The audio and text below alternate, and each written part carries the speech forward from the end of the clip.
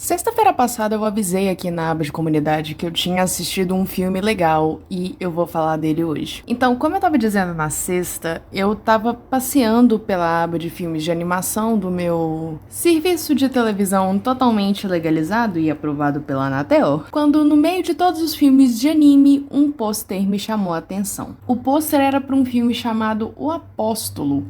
E ele meio que se destacava no meio dos outros porque era escuro e dava claramente pra entender que era no mínimo um filme de suspense. Eu cliquei e fui assistir.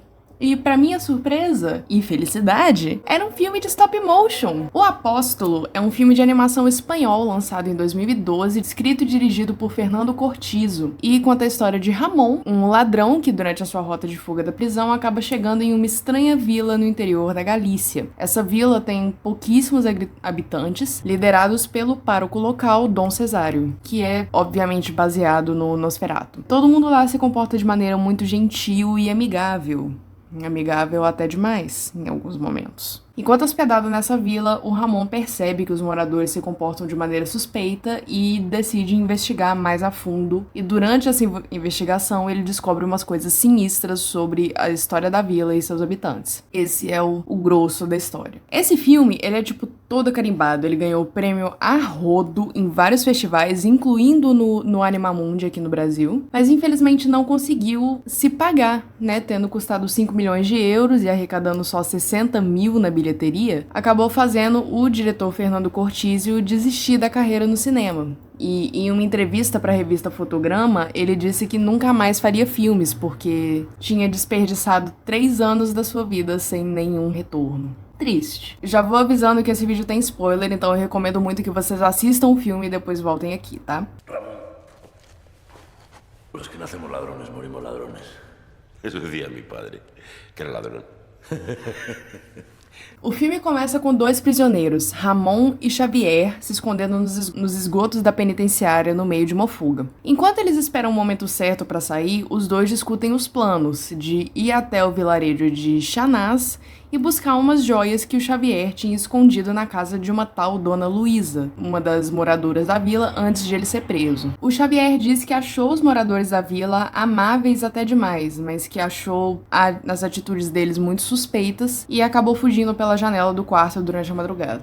Quando discutindo, né, o que cada um vai fazer com a sua parte das joias, o Ramon diz que vai usar a sua parte para fugir do país e começar uma vida nova sem roubar. Depois de um desentendimento, os dois se separam e o Ramon segue o caminho pela mata. Lá ele rouba as roupas de um peregrino e durante o caminho pela floresta, ele se encontra com um velho que diz que pode levá-lo até uma vila que abrigava peregrinos a caminho de Santiago de Compostela. Mas logo a gente descobre que isso era um golpe, mas não do tipo financeiro e quem dera se fosse. Ah, buenas tardes. ¿Va para Santiago?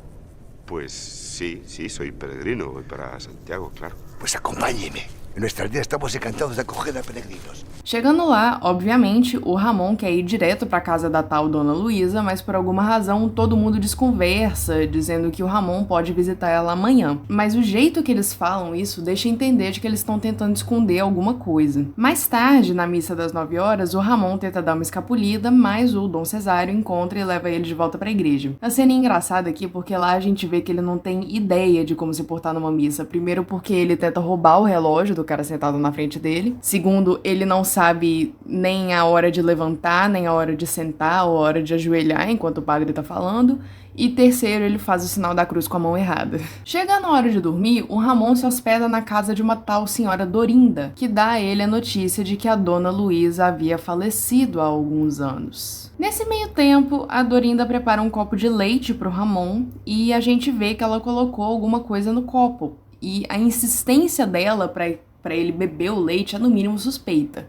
E eu acho que a esse ponto vocês já estão percebendo que tem alguma coisa de muito errada com esse lugar. O plano do Ramon é esperar um pouco até a Dorinda ir dormir e fugir pra ir até a casa da tal Dona Luísa. Mas ele escuta a Dorinda sair de casa e decide investigar. Nisso, ele vê os habitantes da cidade se reunindo na igreja e, curioso, ele vai atrás. Na igreja, ele encontra um medalhão muito bonito, mas o leite que ele tinha bebido com o leite batizado, né, faz efeito e ele acaba desmaiando no chão da igreja. Cortamos para a Catedral de Santiago da Compostela e o arcebispo da paróquia está ensaiando um discurso quando o padre, aqui com o nome de Pablo, entra avisando que os peregrinos ainda não tinham chegado. O arcebispo decide que eles têm que sair à procura desses peregrinos e, apesar dos protestos do Pablo, eles vão seguir o caminho que os peregrinos supostamente teriam que ter feito para chegar até a catedral. No dia seguinte, o Ramon acorda e os aldeões, que antes haviam se mostrado muito solícitos e amigáveis, agora estavam agressivos e rudes com ele. Expulsam ele da vila e, ainda meio grogue com o leite, o Ramon sai do vilarejo, mas acaba desmaiando no meio da mata. Já de noite, o Ramon encontra a casa da Dona Luísa, quando o Dom Cesário encontra com ele de novo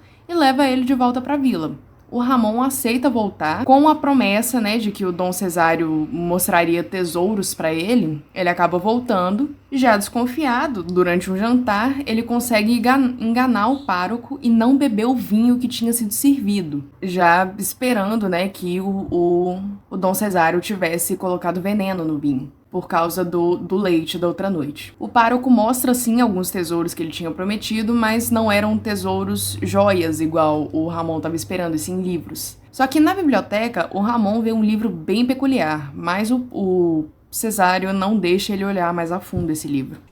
Mire, este libro, por ejemplo, lo conseguí hace 10 años, por medio de un párroco amigo de la parroquia de Bastavales. Es de Rosalía de Castro. Trata sobre el anís y otras hierbas espirituosas. Ah, y esta joya del siglo XVII trata sobre criptas y sarcófagos, que ya vi que le interesan mucho. Ese no creo que le interese. Pero... Dado um tempo, o Ramon consegue sair da igreja e ir até a casa da Dona Luísa para pegar as joias, só que uma neve estranha toma conta da cidade e o Ramon recebe uma cruz para guiar o que parece ser uma procissão. Quando ele acorda na manhã seguinte, ele tá preso na floresta e basicamente correndo em círculos, não importa o quanto ele tente sair, ele sempre volta para o mesmo lugar, que é para perto de uma cruz que ele estava carregando. O homem que entregou a cruz pro Ramon explica para ele o que aconteceu. Agora, o Ramon é quem guia a Santa Companhia, que é justamente uma procissão de almas penadas. Usted no sabe lo que le está pasando. Oiga, escúcheme. La Santa Compañía es una procesión de almas en pena que vaga por los caminos de Galicia buscando las almas de aquellos que han muerto para expiar sus pecados. Es una mensajera de la muerte. En principio solo es peligrosa para aquellos a los que le ha llegado su hora, pero si un vivo se encuentra con ella y no es capaz de protegerse, está condenado a acompañarla en su funerario viaje nocturno. ¿Un vivo? ¿Y por qué yo? O Ramon também pergunta, né, por que eu não consigo sair da floresta? E aí o homem explica pro Ramon que a cruz não permite que o portador se afaste dela. E era por isso que ele não conseguia sair do bosque. Partindo dessa lógica, ele bota o crucifixo nas costas e volta pra aldeia durante o dia para investigar melhor a situação. Ele consegue ler aquele livro na biblioteca, né, o que o pároco não deixou ele ver lá atrás. E nesse livro, o Dom Cesário mantém um registro de tudo que aconteceu na vila. E é ali, inclusive, que a gente descobre o que aconteceu com a Dona Luísa. Depois que o Xavier escapou, ela foi oferecida à Santa Campanha como sacrifício. Celso vio como su turista escapaba por la ventana. Era tarde y no teníamos tiempo de buscar otro. Le explicamos tranquilamente la situación. Estaba confusa, pero al final aceptó su destino con resignación. Ella, como todos, sabía que la santa reclamaría sus 7 almas y decidió sacrificarse por el bien de la comunidad. Mañana la enterraremos en el cementerio. Descanse en paz. Voltando mais atrás no livro, os registros começam dia 25 de dezembro de 1348, feitos pelo Dom Cesário, quando um peregrino levou a peste bubônica para o vilarejo e, quando os aldeões não conseguiram ajudar, ele amaldiçoou a vila de Chanás com a Santa Campanha. É só um comentário aqui, que a animação desse trechinho é muito, muito, muito legal, porque ela imita aquelas pinturas medievais, fraga. Eu achei isso muito legal.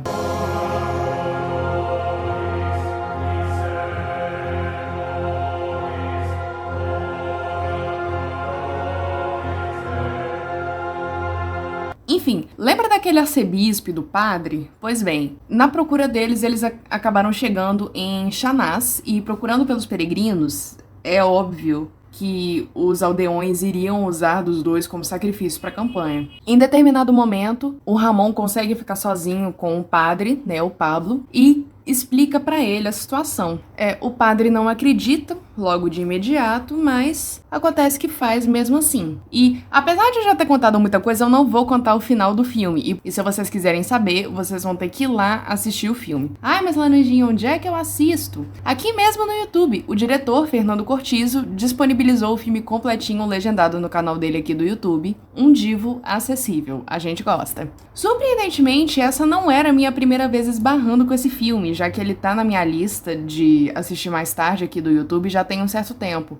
Eu só não tinha me ligado que os dois eram o mesmo filme até eu procurar pra reassistir aqui pra fazer o vídeo. O diretor, apesar de ter falado que nunca mais ia voltar pro cinema, acabou dirigindo um outro documentário chamado Buscando La Santa Companhia, que eu não consegui achar, porque parece que ainda vai sair. Entretanto, eu fiz uma pequena pesquisa e a Santa Campanha é uma das lendas mais populares da Península Ibérica, principalmente na Galícia e no norte de Portugal, e acabou chegando sim ao Brasil com a colonização. Aqui no Brasil eu sei que tem uma cerimônia ou um ritual que é a tal da Procissão das Almas, e que eu sei que acontece aqui em Minas Gerais, porque eu já vi na televisão. Depois de um pouco de pesquisa, eu vi que é em Mariana, à 00:05, no sábado de Aleluia, ou seja, no dia depois da Sexta-feira da Paixão. A lenda era de que, antes de ser celebrada pelos vivos, a procissão era feita pelas almas penadas mesmo, e não podia ser vista pelos vivos de jeito nenhum.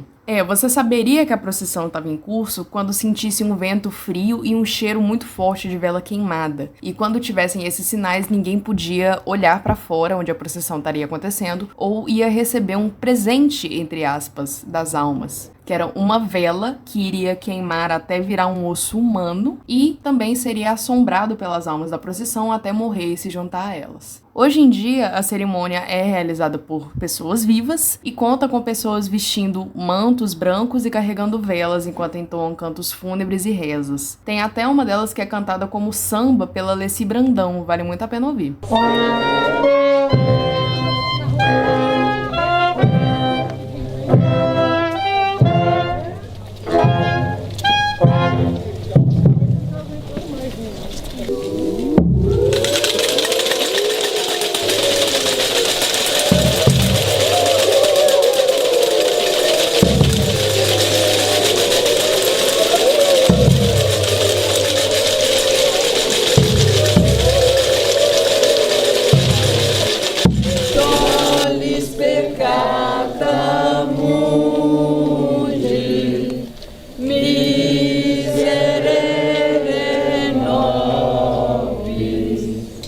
A mais, era isso que eu queria trazer aqui pra vocês. Esse foi o filme legal que eu assisti e que você também deveria, e eu vou deixar ele linkado aqui pra vocês. Antes da gente terminar, eu só gostaria de dar um recadinho aqui bem rápido. Desde que chegou gente nova aqui no canal, eu recebi alguns comentários no meu vídeo sobre Urban Spook de gente falando que fez a florzinha de crochê, que eu passei o tutorial. E se vocês tiverem feito, me mandem fotos dela no Twitter, gente, eu quero muito ver as florzinhas de vocês. É isso mesmo. Tchau!